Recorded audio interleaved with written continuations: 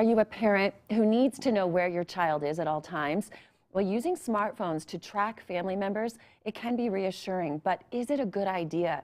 School psychologist Dr. Angie Wall is here with some insight for us. Angie, good to see you this morning. Hi, Natalie. So last week, we profiled some of these apps. A lot of people use Find My iPhone. They can see where their kids are. There are a couple of apps. One's called Life 360. You can see everyone in your family. You can even go so far as, I know you're aware of this, but for those who don't know at home, to see where they've been throughout the day, the route they took, how fast they went in the car, how many times they used their phone while in the car. So a lot of information that a parent can spend a lot of time digging into. Do you think overall tracking your kids in particular is a good idea?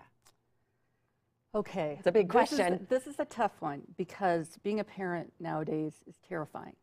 There's so much out there we don't understand as parents with our kids. We don't know half the things that they're looking at, half the things that they're doing, half the things they're exposed The to. apps or the websites or all of that. It's a whole new world. We feel out of control. Right. And so in order to get in control, we gravitate to these apps. Yeah. And some of them are even called nanny Yes. apps, because it gives us a sense of control. What it's telling our kids, unfortunately, is that we don't trust them.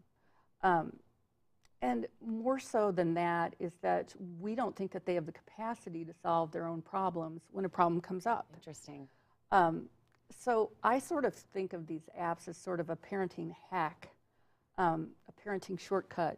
And I think all parents know, good parents know that there are no shortcuts to good parenting.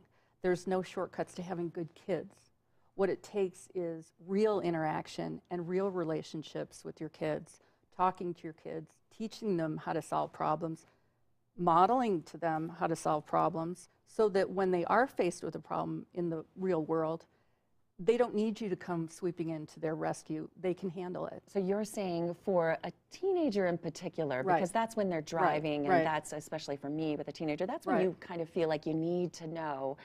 You're saying that you don't think tracking them is a good idea if you have a teenager that's trustworthy to begin with. Right. Every parent and every relationship is different. And there might be some situations where it's necessary to do. It depends on your kid. If you have a good, strong relationship with your kid, you trust your kid, it's a good child, I think kids feel insulted that their parents are following them around. I think they do too. It's interesting. However, it's that little security for us as a parent. It's the security for you as a parent. Yeah. But what happens, Natalie, and what happens I see so often is that when it breaks down the relationship, it breaks down the relationship, and eventually when kids do go off to college, off on their own, they're addicted to their parents' surveillance. Right. And they're unable to survive without their mom. We don't want that. No, we don't want that. To be adult. We could talk so much more about this, but thank you for your advice this morning and insight. We appreciate it. Thanks, Natalie. We'll be right back.